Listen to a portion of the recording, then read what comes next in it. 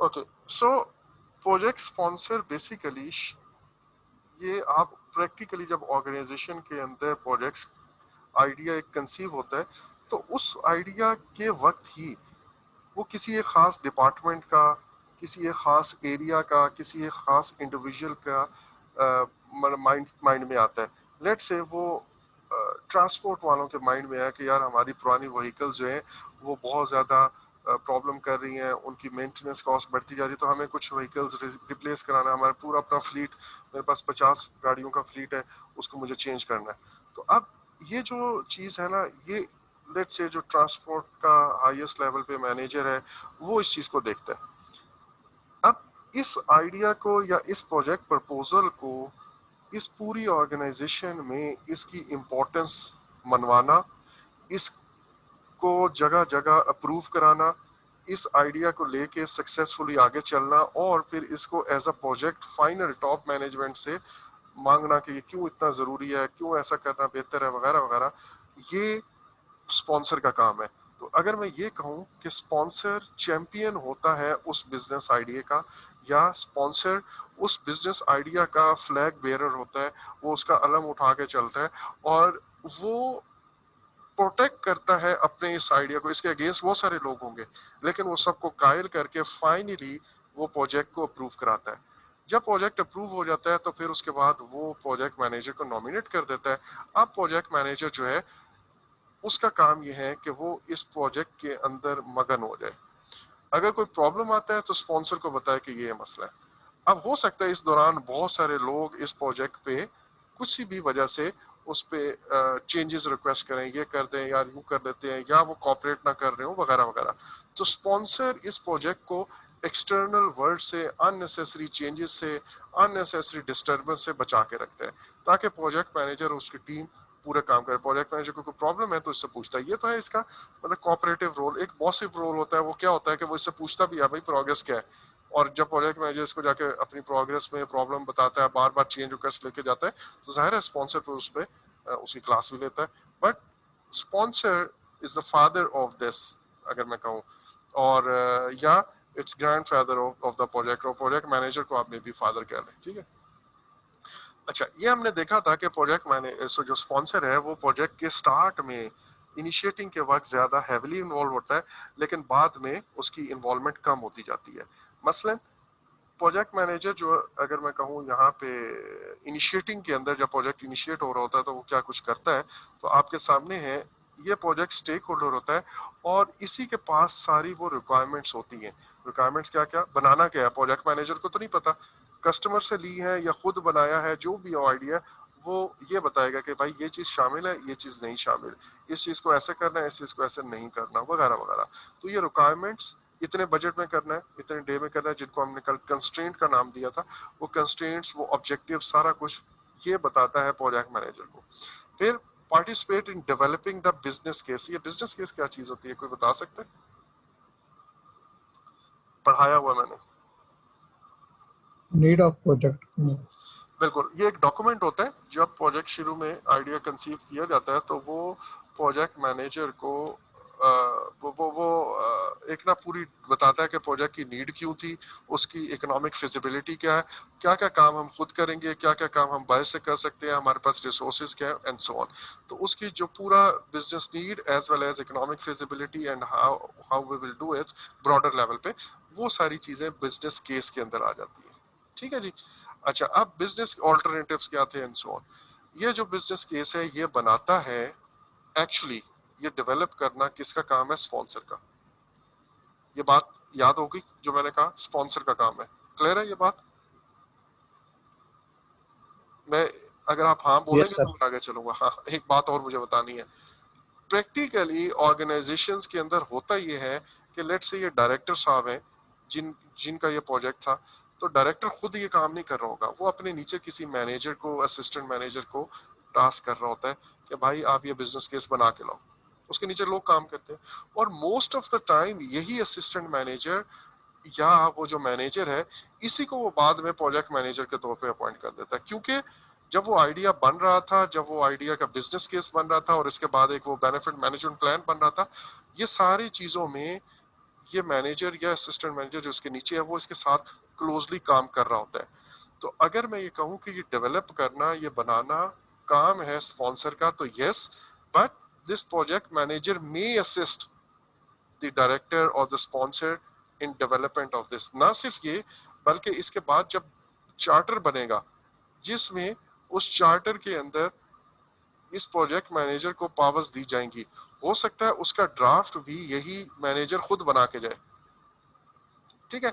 और ये मैनेजर वो आपको जो डायरेक्टर है, जो स्पॉन्सर है, वो कहेगा कि यार यूं करो, एक वो बना के लाओ ना चार्टर, मेरे से साइन करवा लेना। ये बिल्कुल इसी तरह जब हम अपने टीचर्स के पास जाते हैं, सर वो एक रिकमेंडेशन लेटर लिख दें, तो वो कहते हैं यार अभी मैं अच्छा लिख दूंगा, वो कहते हैं सर ये मैं फॉर्मेट लाया हूँ, काइंडली देख लें, आपने बस साइन करने। तो आप खुद अपनी रिकमेंडेशन का लेटर लिख के जा रहे होते हैं, ठीक है, और उसको वो साइन कर देता है, दैट्स इट। सो बिल्कुल इसी तरह ये स्पॉन्सर है, और ये स्पॉन्सर जी साथ। सर ये तो आपने वो बता दिया जो हमारे नॉर्मल पाकिस्तान में होता है, हाँ या हाँ, जिस तरह भी है डायरेक्टर और वो आ बिल्कुल गया। बिल्कुल बिल्कुल। लेकिन आप जब कह रहे हैं कि हम आइडियल सिनेरियो को देखें, तो आपने ये कहा जी कि जी, पीएमओ जो है वो प्रोजेक्ट मैनेजर असाइन हाँ, करते हैं, तो इसका बिल्कुल मतलब ऐसे, कि पीएमओ इज बेसिकली स्पॉन्सर। बिल्कुल ऐसे ही है। हमारे केस में जो हमने एक अजम्पशन लगाई हुई है कि अगर पीएमओ है, और जो कि होगा, तो वही स्पॉन्सर होगा मोस्ट ऑफ द टाइम, ठीक हो गया। और टॉप मैनेजमेंट में को पीएमओ से पूछ रहा होगा। अब पीएमओ के अंदर भी जाहिर है प्रोजेक्ट मैनेजर सारे इसी के नीचे काम कर रहे हैं ना, जितने भी प्रोजेक्ट मैनेजर हैं। अब इस वाले प्रोजेक्ट मैनेजर का काम खत्म हो गया, इसका प्रोजेक्ट खत्म हो गया, तो आप क्या इसको फायर कर देंगे? मे बी पीएमओ इससे यही करे, यार वो तेरा अगला प्रोजेक्ट है, स्टार्ट होना है, तो उस पर थोड़ा होमवर्क शुरू करते हैं, ठीक है, तो उस वक्त उसको काम में इन्वॉल्व कर लेगा। तो और ये राइट तरीका है, ये सिर्फ पाकिस्तान का तरीका नहीं है, ये हर जगह का तरीका है। आपकी ऑर्गेनाइजेशन क्या है, फंक्शनल ऑर्गेनाइजेशन है, आपकी प्रोजेक्टाइज्ड ऑर्गेनाइजेशन, या आपकी मैट्रिक्स ऑर्गेनाइजेशन, इट डिपेंड्स। तो ऑब्वियसली उसकी बुनियाद पे या तो आपको पीएमओ है या नहीं है, पीएमओ आपको ये काम कह रहा होगा, आपका इमीडिएट बॉस आपको ये काम कह रहा होगा, कोई डिपार्टमेंटल हेड कह रहा होगा, या कोई भी मे बी बाज दफा द सीईओ, वो बड़ा मेजर प्रोजेक्ट है, वो आपको डायरेक्ट हायर कर ले। So whatever the case may be, depending upon the scenario, sponsor कोई ना कोई होगा जरूर, किसी भी शक्ल में। और वो स्पॉन्सर, बल्कि अगर मैं आपको ये कहूं कि आइडियल केस यही है कि प्रोजेक्ट मैनेजर जो बाद में आपने अपॉइंट करना है, उसको शुरू में ही बिजनेस प्रपोजल, बिजनेस केस जब बन रहा हो उस वक्त साथ रखो, ताकि उसे एग्जैक्टली पता हो कि यार हमने मीटिंग में ये, जब वो जो प्रोजेक्ट सिलेक्शन कमेटी बैठी थी, तो हमने ये कहा था कि हमें 4 या 5 स्टोरीज जो है वो बनानी पड़ेंगी एंड सो ऑन, एक बिल्डिंग बनानी है, लेकिन उन्होंने कहा था कि इसमें हमारे पास बजट नहीं है, आप सिर्फ 3 स्टोरीज ही बताएं। तो ताकि प्रोजेक्ट मैनेजर को इस तरह के जो डिसीजन हुए हैं और क्यों हुए वो सारे पता हो। फिर प्रोजेक्ट के दौरान वो, फिर अगर वहां पे लिखा हो यार ये टाइम शॉर्ट है, टाइम जल्दी करना है, टाइम इतना करना है, उस हिसाब से इसे अगर स्केड्यूल का कंस्ट्रेंट दिया, तो प्रोजेक्ट मैनेजर को उसके पीछे रीजन पता हो।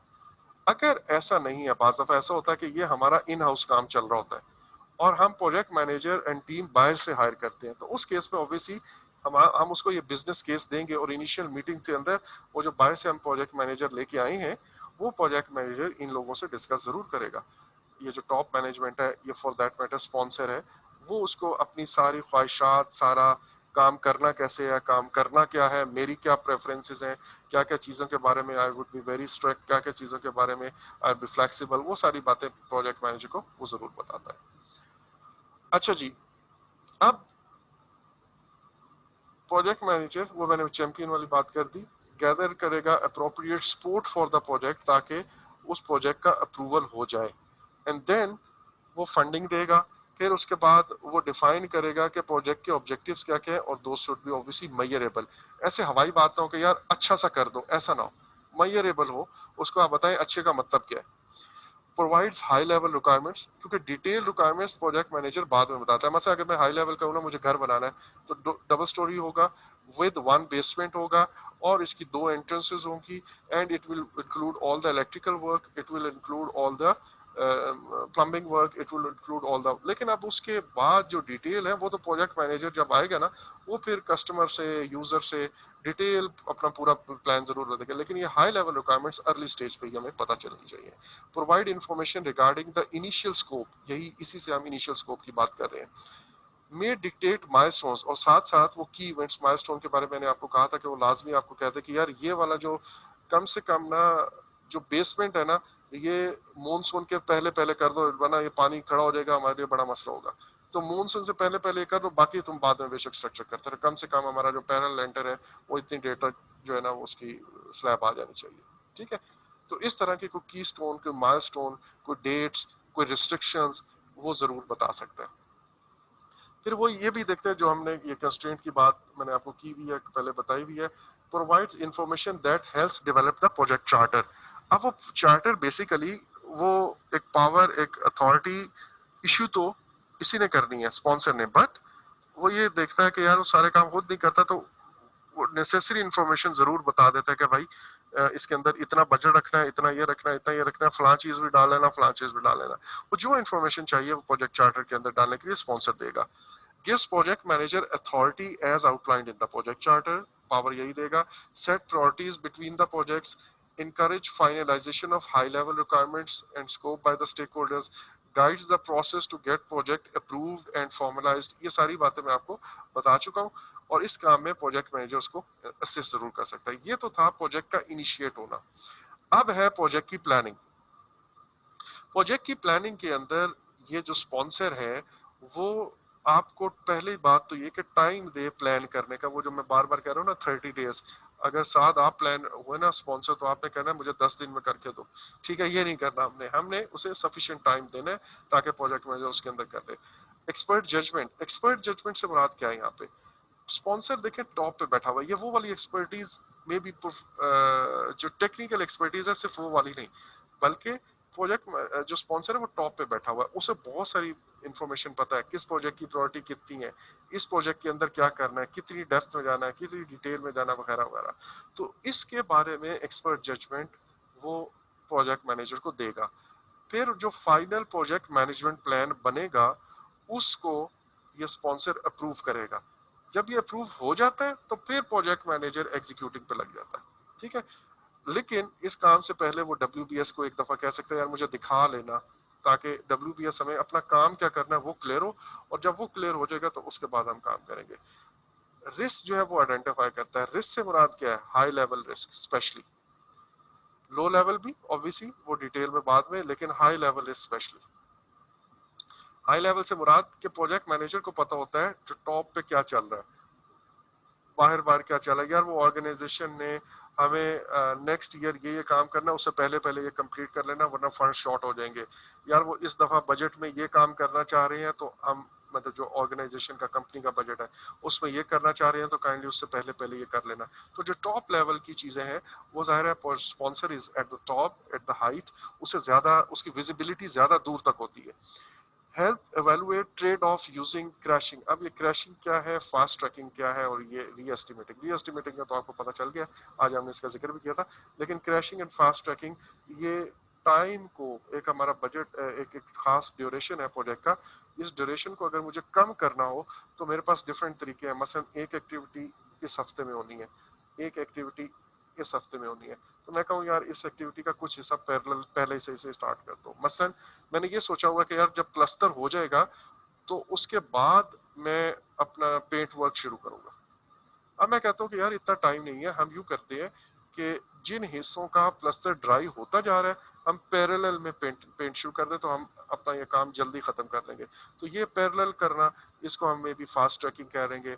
या मैं कहूँ यार यहाँ पे 10 बंदे और लगा दो, 5 पहले से या 10 और लगा दो ताकि ये चीज जल्दी खत्म हो जाए। या मैं कहता हूँ पहले हम इसको मैनुअल कर रहे थे, इसके ऊपर मशीनरी लगा दो, पहले हम मैनुअल कर रहे थे इसके ऊपर सॉफ्टवेयर यूज कर लो ताकि टाइम बच जाए, वगैरह वगैरह। तो ये जो हम काम करते हैं इसमें हमें कोई कॉस्ट भरनी पड़ती है। जब आप 10 की बजाय 12 बंदे लगाएंगे तो ज़्यादा कॉस्ट आएगा। अब कॉस्ट बचानी है या टाइम बचाना है, ये ट्रेड ऑफ है, दोनों में से कोई एक चीज प्रेफर करनी है। तो ये बताएगा, स्पॉन्सर बताएगा कि टाइम ज्यादा इंपॉर्टेंट है, कॉस्ट ज्यादा इंपॉर्टेंट है। Determines the reports needed by the management to oversee the project. अब ये आप देखें, ये प्रोजेक्ट है, इस प्रोजेक्ट के अंदर ये प्रोजेक्ट मैनेजर है, इसके ऊपर स्पॉन्सर है। अब ऊपर जो टॉप मैनेजमेंट है उसको, ये स्पॉन्सर वाली है ये वाला, और ये टॉप मैनेजमेंट है। टॉप मैनेजमेंट को क्या चाहिए, वो प्रोजेक्ट की वो वाली रिपोर्ट बना के इससे बताएगा कि यार अपनी रिपोर्ट में ये चीजें डालना, मुझे आगे टॉप मैनेजमेंट को बताना। इसके अलावा वो कुछ रिपोर्ट खुद भी ले सकता है। ऑब्वियसली स्पॉन्सर जो है वो प्रोजेक्ट मैनेजर को कहेगा तुमने मुझे हर हफ्ते ये चीज देनी है, ये प्रोग्रेस बतानी है एंड सो ऑन। अब जब प्रोजेक्ट एग्जीक्यूट हो रहा है और साथ साथ मॉनिटर एंड कंट्रोल हो रहा है, तो उस वक्त ये साहब क्या करते हैं या ये मोहतरमा क्या करेंगी जो स्पॉन्सर, अच्छा स्पॉन्सर एक से ज्यादा भी हो सकता है, 2 लोग 3 लोग, पूरा बोर्ड पूरा डिपार्टमेंट वो भी स्पॉन्सर हो सकता है। अच्छा, अब sponsor supports the efforts of the project manager, जैसे मैंने कहा वो प्रोटेक्ट करता है बाहर की दुनिया से उसको, और उसको हेल्प करता है, रिसोर्सेज लेके देता है वगैरह वगैरह। Protects the project from outside influence and changes, enforce quality policies and may direct the quality review to be performed। ये quality review हम quality वाले knowledge area में जब जाएंगे वहीं पढ़ेंगे। clarify scope question, जैसे अभी मुझे दरमियान में क्यूरी आती है कि सर ये गेट के ऊपर हम फला चीज भी करेंगे, क्या हमने रेलिंग लगाना भी हमारा शामिल है या नहीं है? वो कहता है भाई ये शामिल नहीं है सर, वो इसके लिए हमें डोर बेल लगानी पड़ेगी और लिखा हुआ है स्कोप के अंदर कि हमने अप्लायंसेस खुद नहीं लगानी, हमने सिर्फ सॉकेट्स और वो बना के दे देने, दैट्स इट। अगर ऐसा है तो फिर शायद बेल जो है वो अप्लायंसेस में आती है नहीं आती, पता नहीं। सो ये क्लैरिफाई करेगा स्कोप के question. Resolve conflicts that extend beyond, और जहां पे प्रोजेक्ट मैनेजर जरा है उसका एक खास लेवल है। अब वो कहता है किसी डिपार्टमेंटल हेड को कि यार मुझे इतनी गाड़ियां दे दो, मुझे फला एक्सपर्टीज दे दो, मुझे ये दे दो, और इसकी कोई बात नहीं सुन रहा, तो फिर प्रोजेक्ट मैनेजर को इन दोनों के दरमियान को मसला आया हुआ है, कॉन्फ्लिक्ट आया हुआ, तो जो चीजें प्रोजेक्ट मैनेजर्स के बस से बाहर है वो स्पॉन्सर को बताएगा और फिर स्पॉन्सर उसको मसले को हल करके देगा, चाहे वो इसकी ही बात माने, लेकिन वो फिर प्रोजेक्ट मैनेजर को बता देगा यार वो ठीक कह रहा है, ओवरऑल जो ऑर्गेनाइजेशन है इस वक्त जिस पे वो काम कर रहे हैं ना, ऑर्गेनाइजेशन की नजर में वो चीज ज्यादा इंपॉर्टेंट है, हमारा प्रोजेक्ट थोड़ा कम इंपॉर्टेंट है। तो ये दोनों के दरमियान प्रायोरिटीज वही सेट करेगा। हेल्प्स एवेलुएट ट्रेड ऑफ्स, वो जैसे हमने अभी थोड़ी देर पहले कहा कि ट्रेड ऑफ के कॉस्ट बचानी है, टाइम बचाना है, क्वालिटी में कॉम्प्रोमाइज करना है या नहीं करना, वैसे नहीं कर सकते, क्वालिटी वाली बात आप फिलहाल इग्नोर कर दे, तो ये प्रोजेक्ट मैनेजर सॉरी स्पॉन्सर ही बताएगा। एग्जीक्यूटिंग के अंदर वही चल रहा है, provides expert judgement, works with the project manager to monitor the progress, approves, rejects और डेफर द चेंजेस। आपको याद होगा, या फिर खुद अगर उसने नहीं बैठना तो चेंज कंट्रोल बोर्ड में जो लोग बैठे हैं उनको ये पावर दे देगा कि आप उसके बिहाफ पे काम कर दें। जब प्रोजेक्ट क्लोज हो रहा होगा तो फिर ये formal acceptance of the deliverable उसमें ये इन्वॉल्व होगा, और अगर ये स्पॉन्सर ही कस्टमर है तो फिर तो जाहिर है बहुत ही ज्यादा हैवीली इन्वॉल्व होगा। He or she will enable an efficient and integrated transfer of deliverable to the customer। ठीक है, अच्छे तरीके से, ये ना होगा पूरा प्रोजेक्ट बना ले आप हैंड इन आके वहां पे फंस गए। Sports the collection of historical records, ये वो लेसन लर्न और वो सारी चीजें आपको याद होगा, वो ये ना हो कि प्रोजेक्ट कर ले और डॉक्यूमेंट्स आपने मेंटेन ही ना किया। अच्छा, यहाँ पे मैं अब एक स्टॉप लगाता हूँ एंड आई वुड रिक्वेस्ट कि मैं आपको पेजेस वगैरह मेंशन कर दूंगा, आपने बाकी रोल्स ये जो पोर्टफोलियो का है और प्रोग्राम मैनेजर का है, उसके बाद प्रोजेक्ट टीम का है, ठीक है, वो जो मैंने आपको जो कुछ दिखाए थे उनको एक दफा पढ़िएगा, जो चीजें समझ आए वेल एंड गुड, जो नहीं आए वो हम जाहिर थोड़ा थोड़ा करेंगे, लेकिन एक आपको आइडिया होगा तो ये हमारा टाइम बचेगा, वरना हम ये रोज सिर्फ यही करते रहेंगे।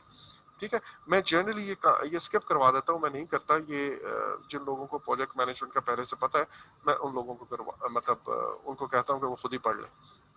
लेकिन अगर आप खुद पढ़ लें और आपको कोई चीज़ मतलब अगर आप मुझे ये कहें कि सर ये हमने पढ़ ली है और इसको आपको पढ़ाने की जरूरत नहीं है, तो उसमें हमारा टाइम सेव हो जाएगा, ठीक है, और हम एक्चुअल में ज़्यादा जो प्रैक्टिकल चीज़ें उनकी तरफ जाएंगे, और एक्चुअल में बहुत सारी ऐसी चीज़ें हैं जो आपको पहले वो पता होंगी तो ये समझ आएगी। Anyways, so with this I conclude today's lesson now, मतलब ये जो मजीद हमने पढ़ना था वो मैं टेम्परेली यहाँ पे रोक रहा हूँ।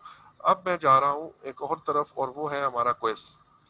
अच्छा, क्विज के लिए आपने सॉरी डिस्कार्ड कर दो इसको, क्विज के लिए आप लोगों की एक्टिव पार्टिसिपेशन लाजमी है, and as I told you earlier कि इस कोर्स के दौरान जो क्विज होगा ना, क्विज का मतलब एक लेक्चर ही है, क्विज का मतलब आप लोगों को टेस्ट करना, कोई जीपीए देना, कोई ग्रेड देना, वो नहीं है।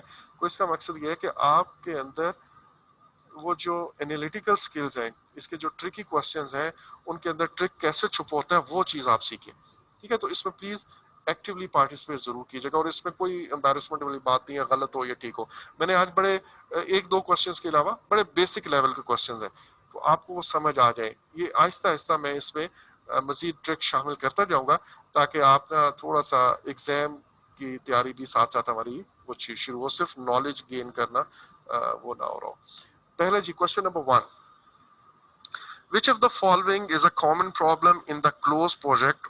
जब आप प्रोजेक्ट को क्लोज कर रहे हो उस प्रोसेस में ज्यादातर क्या मसला आता है जो प्रोजेक्ट मैनेजर को पहले से लाजमी जहन में रखना चाहिए? जी ABCD।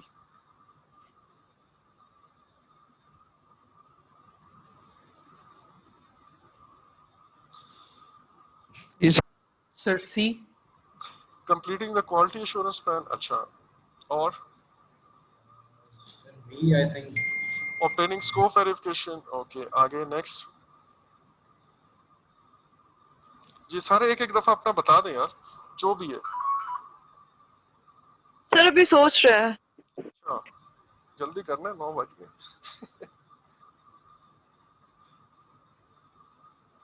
सर 15 मिनट सर मसला ये है कि ए भी सही लग रहा है, सारी सही लग रही है ना।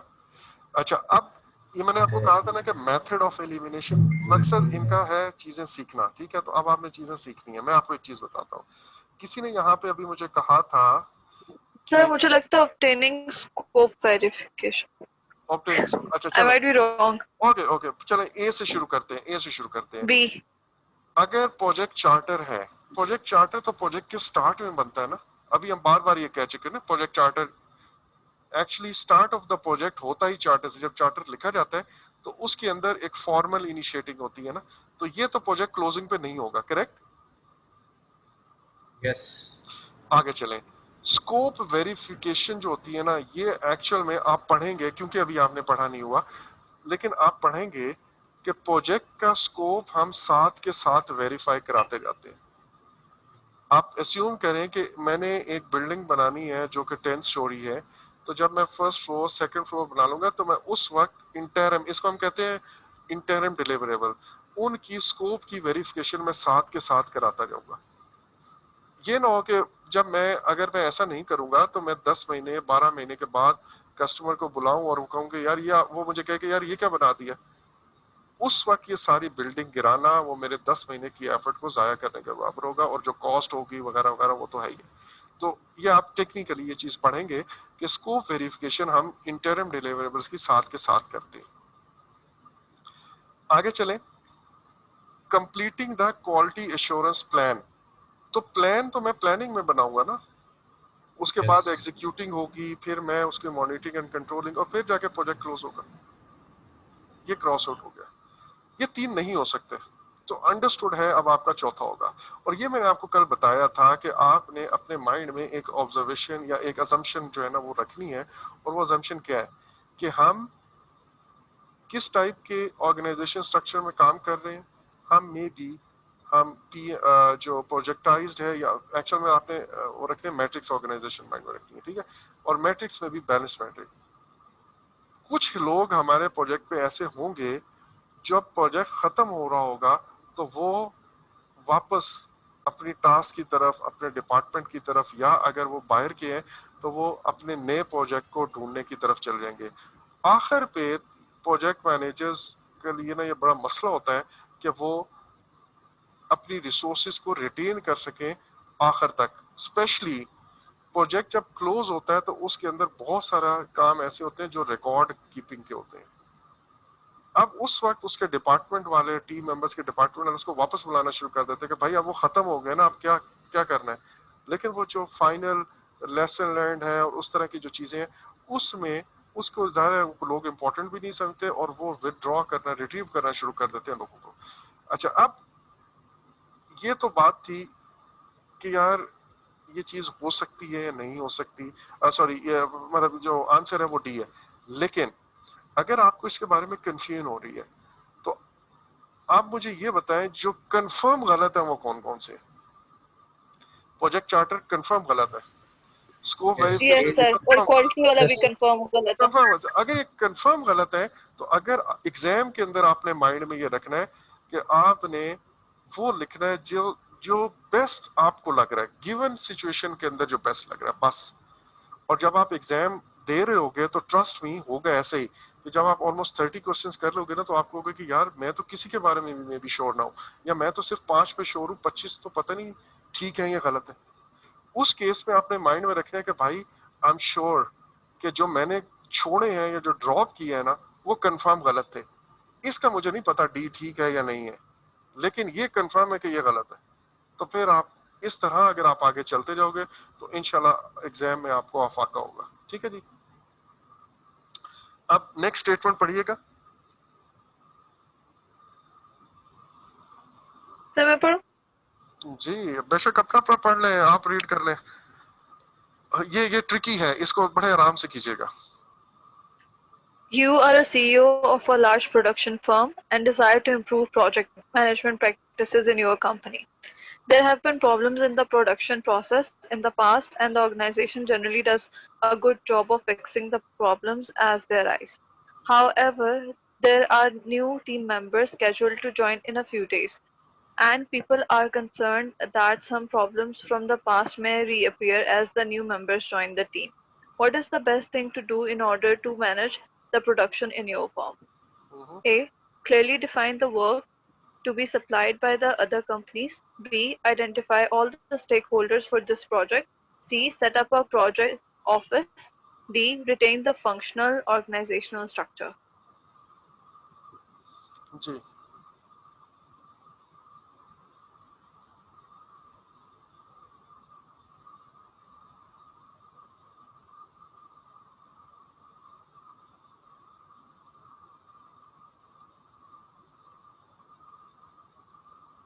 Sir, I think it is set up a project office. So I think B, identify stakeholders of this project.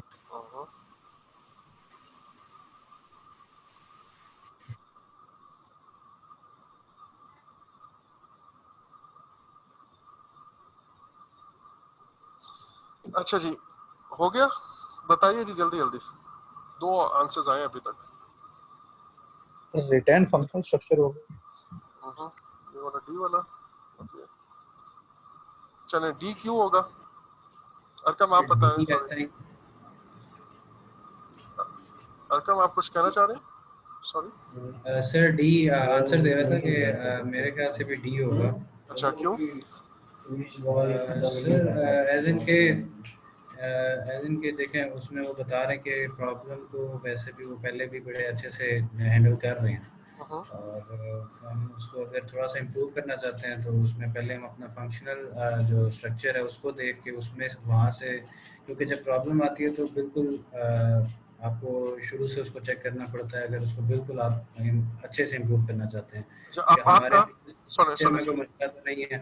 चलें अब आप सुनिएगा, आपका आंसर ठीक है, लॉजिक गलत है और ये पीएमपी में नहीं चलेगा। ठीक है, लॉजिक गलत है। पहली बात, आप लोग मुझे ये बताएं इस पूरे के अंदर प्रोजेक्ट क्या है? Is there any project? Production का प्रोसेस एक्चुअली कंपनी चाह रही है प्रैक्टिस मैनेजमेंट प्रैक्टिसेस इंप्लीमेंट करना चाह रही है। नहीं इंप्लीमेंट नहीं है, वो कह रही है इम्प्रूव करना है मुझे अपनी प्रोजेक्ट मैनेजर। एक आप एज अ सीईओ ये बात कर रहे हैं, ठीक है। हाँ, लेकिन इसका अगले चीज से मुझे कोई लिंक लग नहीं रहा। सो ये एक एडिशनल इंफॉर्मेशन है जो आगे उसने बताया नहीं कि ये प्रोजेक्ट है। वो कहता है कि there have been problems in the production process. जो प्रॉब्लम स्टेटमेंट है वो प्रोडक्शन प्रोसेस की दे रहा है, और उस प्रोडक्शन प्रोसेस में वो देख रहा है कि यार जो रूटीन की जैसे एक चीज खराब होती है, मेंटेनेंस डिपार्टमेंट वाले उसको ठीक कर देते हैं, दैट्स इट। ठीक है, फिर वो कहता है कि यार कुछ नए टीम मेंबर्स आने हैं, लेकिन डर ये है कि यार वो प्रॉब्लम्स दोबारा ना आ जाए। वट एवर इट इज, ये प्रोजेक्ट नहीं है, ये कंफर्म है। जब प्रोजेक्ट नहीं होता ना, जो ऑप्शन होना चाहिए उन लोगों को, अगर इसमें ऑप्शन वो है ये नहीं, हाँ उनको ट्रेन कर दे। हाँ उनको उस एरर का बारे में, उस प्रॉब्लम के बारे में बता दे। हाँ अगर वो होता तो, अगर वो इस चीज को अब इनने फाइंड आउट करना है कि किधर है। हाँ, अगर वो हो जाता तो ठीक था, लेकिन ऐसा नहीं है। अब मैं आपको बताऊं, आपने जो फंक्शनल डिपार्टमेंट की चीज पढ़ी थी ना, वो हमने ये कहा था कि उसमें डिफरेंट डिपार्टमेंटल फंक्शंस, जैसे मार्केटिंग का अपना है, आईटी का अपना है, वो मेंटेनेंस वाले अपने हैं, इंजीनियरिंग अपने हैं, सेल्स अपना है वगैरह वगैरह, एचआर का डिपार्टमेंट है, और वो हर कोई अपने रूटीन के प्रोडक्शन के ऑपरेशंस या जो भी ऑपरेशन उनको देख रहा होता है। और कोई प्रॉब्लम आती है तो उसको वो उसी फंक्शनल डिपार्टमेंट में फिक्स कर देता है। उसे प्रोजेक्टाइज्ड ऑर्गेनाइजेशन की तरफ या प्रोजेक्ट्स की तरफ जाने की जरूरत ही नहीं है। ऐसे ही है, उसे अपना वो जो फंक्शनल सेटअप उसने बनाया वो ना, वो वैसे ही रहे। Projectized is very good for managing projects, लेकिन वो फंक्शनल डिपार्टमेंट्स को इस तरह डील नहीं कर सकते। तो यहाँ पे प्रोडक्शन की बात हो रही है, प्रोडक्शन को इम्प्रूव करना है, प्रोडक्शन को बेटर करना है वगैरह वगैरह। ऑल दो पहली लाइन में उसने लिखा जरूर है, लेकिन उस बात को उसने वहीं पे छोड़ दिया। अच्छा, अब मैं आपको यहाँ पे ये क्वेश्चन मैंने रीटा की बुक से लिया है, ठीक है, या इनके सॉफ्टवेयर से लिया है। रीटा जो है ना, आपको स्टेटमेंट के अंदर घुसना कैसे है, उससे डिग आउट करके कैसे इंफॉर्मेशन निकालनी है, कौन सी इंफॉर्मेशन इररिलेवेंट है, इलॉजिकल है, उसको फेंकना कैसे है, ये चीज सिखाती है। और ये बहुत अच्छा, हालांकि एक्चुअल एग्जाम के अंदर इस तरह की स्टूपिड बात नहीं होगी कि एक बात की और उसको छोड़ ही दिया, ऐसा नहीं होगा। लेकिन आपने आपने जो कुछ पढ़ना है इस कोर्स के अंदर, उसमें आपने लाजमी देखना है कि यार वो कौन सी रेलेवेंट इंफॉर्मेशन है जो मेरे काम की है, ये जो मैंने रेड किया हुआ है ये यूजलेस इंफॉर्मेशन है यहाँ पे। अब हम आते हैं आंसर्स की तरफ।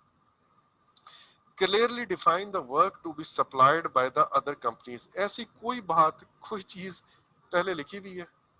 मतलब ये तो कहीं है ही नहीं, ये तो बिल्कुल। Identify all stakeholders for this project, ये तो प्रोजेक्ट है ही नहीं। या तो प्रोजेक्ट होता तो फिर मैं बात करता, प्रोजेक्ट का तो उसने जिक्र ही यहाँ पे कुछ नहीं किया। ऐसा ही है ना। Set up project office, project होगा तो प्रोजेक्ट ऑफिस बनेगा भाई, इधर तो कोई प्रोजेक्ट ऑफिस है ही नहीं। प्रोजेक्ट कहाँ पे है जिसका मैं ऑफिस बनाऊं? हाँ, मेरा जो फंक्शनल सेटअप ऑलरेडी चल रहा है, क्योंकि यहाँ पे मुझे प्रोडक्शन की प्रॉब्लम्स हैं और उसको रूटीन में लोग देख रहे हैं, बिल्कुल ठीक से देख रहे हैं, तो इसका मतलब है मेरा ये वाली ऑप्शन ठीक है। Now you see, 3-4 different concepts हैं। प्रोजेक्ट की डेफिनेशन इसमें आ रही है, functional department versus project oriented organisation वाला जो था वो वाली चीज आ रही है, बट बड़े ही अजीब तरीके से, बेसलेस एंड स्टूपिड तरीके से आपको अपेरेंटली नजर आ रहा होगा कि उसने क्वेश्चन पूछ लिया। इसमें आंसर देने के, जैसे मैंने कहा कि रीटा थोड़ा सा एक्सट्रीम पे जाती है, वो बहुत ज्यादा, मतलब एग्जाम में इस तरह नहीं होता obviously, but still try learning things जो आपको, या वो स्किल्स आप लाजमी सीखें जो आपको एग्जाम में हेल्प आउट करेंगे। और इस वक्त जो हम स्किल सीखना चाह रहे हैं इसमें, वो ये है कि भाई गिवन इंफॉर्मेशन के अंदर मेरे काम की इंफॉर्मेशन क्या है और मैंने किस तरह गलत आंसर्स को एलिमिनेट करना। अगर मुझे कुछ भी समझ नहीं आ रहा तो मैं क्या करूंगा, कुछ भी समझ नहीं आ रहा तो मैं ये करूंगा जो अभी मैंने आपके सामने 1 by 1 किया। क्लियर है ये बात? आई नो कि इस वक्त आपके लिए ये ना, इसको डाइजेस्ट करना आसान नहीं होगा, बट आपने इसी अपनी हैबिट को आगे बढ़ाते, और मेरे से बहस करनी है कि सर आप तो कह रहे थे। सर मेरे तो दोनों ही गलत हो गए। कोई मसला नहीं है, मैंने आपको यही कहा था कि ये चीजें अभी आपने पढ़ी ही नहीं है, ठीक है, just don't worry about that, और बोल्ड तरीके से इसमें इन्वॉल्व रहे, बस दैट्स इट। आगे आइए जी। Stakeholder identification is essential to effective project managers. All of the following are key stakeholders on every project except for which one? जी,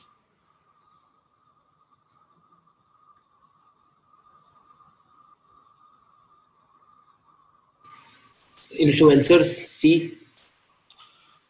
सी। और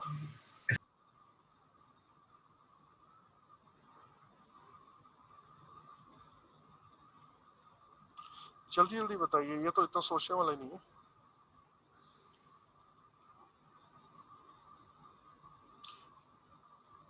आपने प्रोजेक्ट मैनेजर तो हर प्रोजेक्ट पे होगा, प्रोजेक्ट टीम भी होगा, और उस प्रोजेक्ट को इन्फ्लुएंस करने वाले भी कोई ना कोई होंगे, लेकिन गवर्नमेंट एजेंसीज में भी हर प्रोजेक्ट के अंदर डायरेक्टली इन्वॉल्व ना होगी, वो स्टेक होल्डर शायद ना। सर इन्फ्लुएंसर्स कौन से होंगे फिर? Anybody, sponsor, customer, they can influence you. अच्छा, एक और बात, अभी तक मैंने आपको इन्फ्लुएंसर का कोई टर्म नहीं पढ़ाई ना, ऐसे ही है। और मैंने आपको एक चीज ये पहले लेक्चर में कहा था कि अगर आपको कोई नई टर्म नजर आए ना, तो यकीन रखें, अभी आप ज़ाहिर अभी उस स्टेज पे नहीं पहुंचे, बट आप यकीन रखें कि यह उसने बनाई है। अभी तक हमने प्रोजेक्ट मैनेजर की बात सुनी है, स्पॉन्सर की बात सुनी है, इन्फ्लुएंसर को नहीं देखा हमने। ऑल्दो अगर मैं इसका अंग्रेजी मतलब लूं तो someone who can influence it our project, but उस केस में फिर स्पॉन्सर होगा, उस केस में मे बी हमारे पास डिपार्टमेंटल हेड होगा। बट रिमेंबर, वो ये कह रहा है कि एवरी प्रोजेक्ट पे कौन करे, तो हर प्रोजेक्ट पे गवर्नमेंट एजेंसीज नहीं हो सकती। कुछ प्रोजेक्ट्स में गवर्नमेंट एजेंसीज इन्वॉल्व होंगी, कुछ में नहीं होंगी। ओके, आगे चलिए। A project charter has been written for your project which spans multiple departments within your matrix structured organization. Who should actually charter this project? जी, ये तो आज भी हमने पढ़ा है, कल लेक्चर में मैंने इसको आपको डिटेल में बताया था.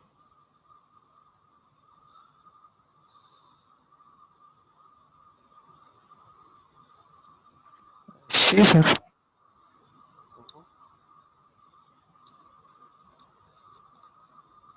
जी सी. ठीक हो गया फैज साहब, आपका आ गया. आदिल ए सर. ए, अरकम ए, ए है. उमर असद कारिया साद. सर अब मैं नहीं बोल रही, मैं गलत हो जाती हूँ. शाफी मैटर्स, कोई मसला नहीं है, आप बोले.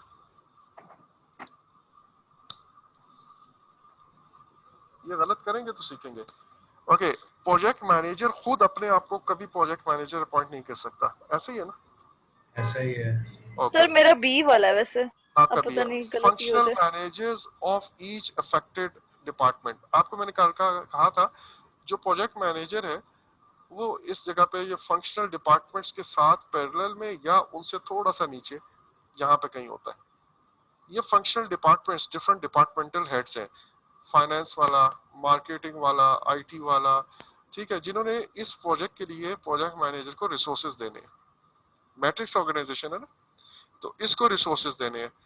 अब there has to be someone who is higher than this project manager as well as higher than these people, ताकि वो ऑथराइज करे और वो पावर्स लेके दे इस प्रोजेक्ट मैनेजर को, वो इनिशिएट कर सकता है.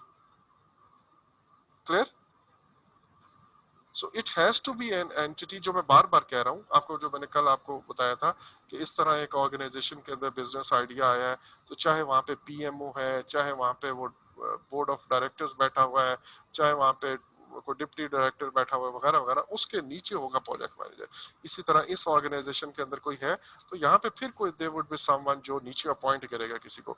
सो ये हमेशा project sponsor would always be an entity outside the project, लेकिन within organization. It can be like project sponsor. हाँ, सॉरी, Mostly like हमारे ऑर्गेनाइजेशन में प्रोजेक्ट स्पॉन्सर होगा या प्रोजेक्ट फिर स्पॉन्सर. हाँ बिजनेस हाँ, अगर बिजनेस मैं टीम में से भी हो सकता बिजनेस टीम में कोई भी होगा जो आपको वो पावर्स देगा, और जनरली वो ऊपर होता है, थोड़ा सा ऊपर होता है, बिकॉज उसने रिसोर्सेज लेके, अगर वो लेट्स से मैं अगर ये कहता हूँ वो फंक्शनल मैनेजर से भी नीचे है, तो फिर फंक्शनल मैनेजर्स उसकी बात क्यों सुनेंगे? मैंने आपको कहा स्पॉन्सर तो वो होगा ना जो प्रोजेक्ट मैनेजर को हेल्प करेगा पूरी दुनिया से रिसोर्सेज और लेके देगा प्रॉब्लम्स को हल करने के लिए. So it has to be someone who is powerful then all this. ठीक है, सो प्रोजेक्ट मैनेजमेंट टीम तो हो ही नहीं सकती, वो तो वैसे नीचे, और प्रोजेक्ट मैनेजर हो ही नहीं सकता. दो चॉइसेस तो यहीं पे निकल गई.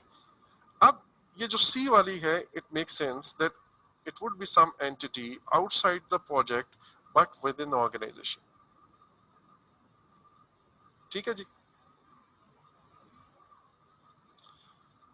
आगे. You are a project manager, ये मेरे ख्याल में हमारा लास्ट क्वेश्चन होगा और मेरा ख्याल है कॉल ड्रॉप हो जाएगी. But you are a project manager for your organization. One of the manager is refusing to allow her employees to spend time on your project. Which one of the following is likely to be missing? हुआ क्या है कि आपके organisation के अंदर ये project चल रहा है और लेट्स से यहाँ पे आप